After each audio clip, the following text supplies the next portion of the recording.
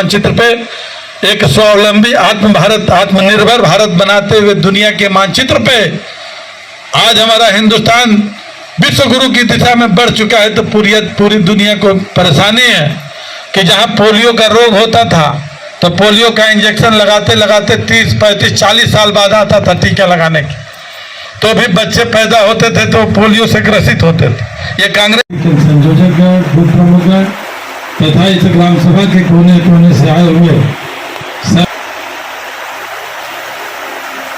आज मर्दा मंडल की बैठक में पुनः दूसरी बार आने का सौभाग्य मिला। एक बार हम लोग आए थे जब ग्रीनफील्ड एक्सप्रेसवे का भूमि पूजन कार्यक्रम था, जो माननीय नितिन भाई गडकरी जी आ रहे थे और माननीय सांसद जी के प्रयास से गाजीपुर तो हाजीपुर जो ग्रीनफील्ड बना उसमें हम लोग निमंत्रण देने के लिए आए। और उस समय भी हम लोगों ने कहा था कि आज ही नहीं, आप लोग अधिक से अधिक संख्या में आइए, तो धन्यवाद देने के लिए भी हम लोग आएंगे।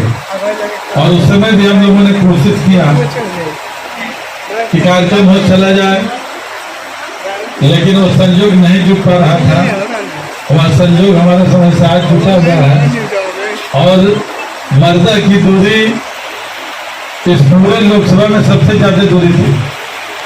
लेकिन हम धन्यवाद देना चाहते हैं यहाँ के मंडल अध्यक्ष जी को, इनकी पूरी टीम को, यहाँ के भारतीय जनता पार्टी के सभी कार्यकर्ता बंधुओं को, जो अधिकाधिक संख्या में लंबी दूरी होने के बावजूद भी अधिक संख्या है, जिसमें जहूराबाद विधानसभा में, तो हमने कहा कि जहूराबाद विधानसभा के हर मंडल में शिरकत कर लेगा। तभी कासमाबाद की मीटिंग में थे हम लोग, वहां से चले आ रहे। आज का दो मुख्य एजेंडा आज की इस मीटिंग का, जो अध्यक्ष जी ने बताया हमको भी, कि एक तो अनुसूचित मोर्चे का सम्मेलन होना क्षेत्रीय स्तर पे, क्षेत्र मतलब काशी क्षेत्र के अंदर, और दूसरा महिला मोर्चा का सम्मेलन विधानसभा स्तर पे होना है।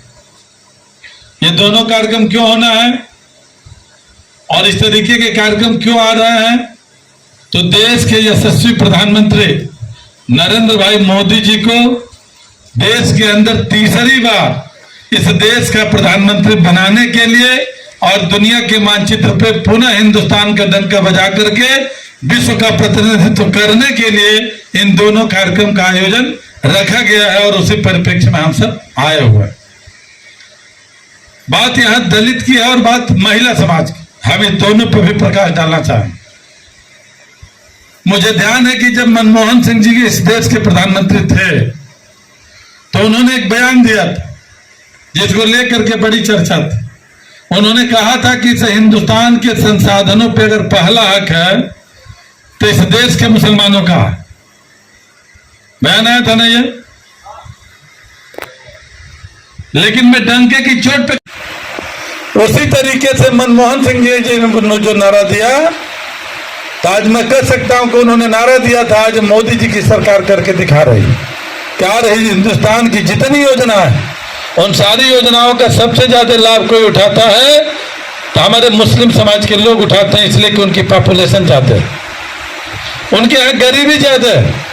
और जब गरीबी ज्यादा है तो जो माननीय प्रधानमंत्री जी ने नारा दिया है कि सबका साथ और सबका विकास, 2019 में और दो स्लोगन बढ़ा कि सबका विश्वास और सबका प्रयास, यानी 4 लाइन के उसमें पूरा तत्व है। और उस आधार पर मैं कह सकता हूं कि अगर मुस्लिम के बाद कोई इस योजना का सबसे ज्यादा लाभ उठाता तो हमारे दलित भाई उठाते हैं। मुझे कहने में कोई संकोच नहीं, इसलिए कि उनकी आबादी ज्यादा और उनके यहाँ गरीबी ज्यादा है। और जब गरीबी ज्यादा है तो आज मोदी जी की सरकार में चाहे अमीर हो या गरीब, राजा हो या रंक हो, समाज के हर एक तबके के लिए उन्होंने कहा कि सबका साथ और सबका विकास।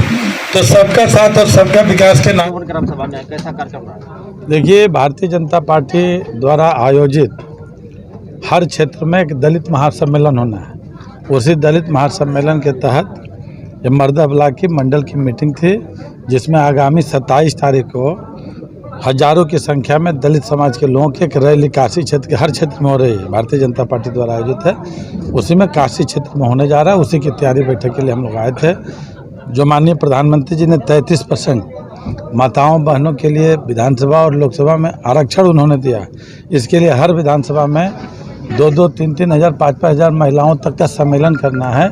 इन्हीं सब कार्यक्रमों के निमित्त आज यहाँ पे आप सबके बीच में हम लोग आए। हम लोगों के साथ श्यामराज तिवारी जी हैं, जितेंद्र बाबा हैं, अजय सिंह जी हैं। अध्यक्ष का एक बयान आया कि भाजपा पिछड़ों दलितों की अपमान कर रही है। किसका आया बयान? सपा प्रदेश अध्यक्ष। देखिए, सपा के लोगों के सपा और कांग्रेस को बयान देने के अलावा और कुछ उनके पास नहीं है। ये बताइए कि बाबा साहब भीमराव अंबेडकर के सपने को साकार करने का काम भारतीय जनता पार्टी कर रही है। पंडित दीनदयाल जी के सपने को साकार करने का काम भारतीय जनता पार्टी कर रही है। डॉक्टर राम मनोहर लोहिया 1966 में संसद में उन्होंने कहा था, इंदिरा गांधी जब देश की प्रधानमंत्री थी, कि इंदिरा जी, अगर हिंदुस्तान की जनता को, महिलाओं को पर्दा और पैखाना, पर्दा मतलब घर और पैखाना मतलब शौचालय, अगर आप दे देंगी तो 25 साल तक आपको कोई हटाने वाला नहीं है। और उसके बाद भी इंदिरा गांधी देश की प्रधानमंत्री रहीं, राजीव गांधी रहे, मनमोहन सिंह रहे, मुलायम सिंह यादव रहे, अखिलेश यादव उत्तर प्रदेश के मुख्यमंत्री रहे, कोई किया क्या? आज घर घर में शौचालय पहुंचाने का काम, आवास बनवाने का काम, एक आयुष्मान 5-5 लाख रुपए आयुष्मान कार्ड, घर में मुफ्त का राशन, एक हज़ार रुपया वृद्धा विधवा विकलांग पेंशन, 6-6 हज़ार रुपया किसान सम्मान निधि। इस तरीके से एक आध योजना। हम तो एक लाइन में कहते हैं कि किसी भी माँ बहन के पेट में गर्भ धारण करने से लेके पूरी जिंदगी से धरती पे जीने तक और श्मशान घाट तक जाने की चिंता अगर किसी नेता ने किया है तो मोदी जी और योगी जी ने किया है। और इसलिए आज मोदी जी और योगी जी ने इतनी योजना चला है जो हिंदुस्तान के गांव, गरीब, किसान, मजदूर से लेके कोई तबका वंचित नहीं है। आज हर एक विकास में सरकार की योजना का लाभ हर एक परिवार का व्यक्ति ले रहा है।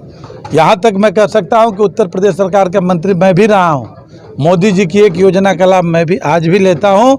मेरी भी 2 बेटियां हैं और उनका खाता मैंने सुकन्या समृद्धि योजना के तहत खुलवाया। तो जब मैं ले सकता हूँ तो समाज के अंदर कोई वंचित रह सकता है क्या? समाज के हर एक तबके के लिए कार्य करती है। आज भारतीय जनता पार्टी का कार्य ही बोल रहा है कि जो काम 65-66 सालों के अंदर पूर्व की सभी सरकारों ने जो काम नहीं किया वो आज मोदी जी की सरकार ने किया है।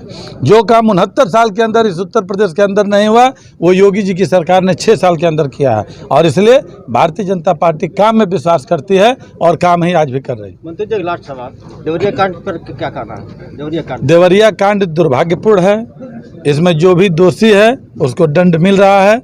कोई भी गुनाहगार होगा वो बख्शा नहीं जाएगा। क्या माना जाए उपेंद्र तिवारी लोकसभा की तैयारी में जुटे? उपेंद्र तिवारी भारतीय जनता पार्टी के कार्यकर्ता हैं और भारतीय जनता पार्टी के कार्यकर्ता होने के नाते भारतीय जनता पार्टी को मजबूती प्रदान करने के लिए घर घर जाना होगा, गांव-गांव जाना होगा। जाने के लिए कटिबद्ध हैं, प्रतिबद्ध हैं।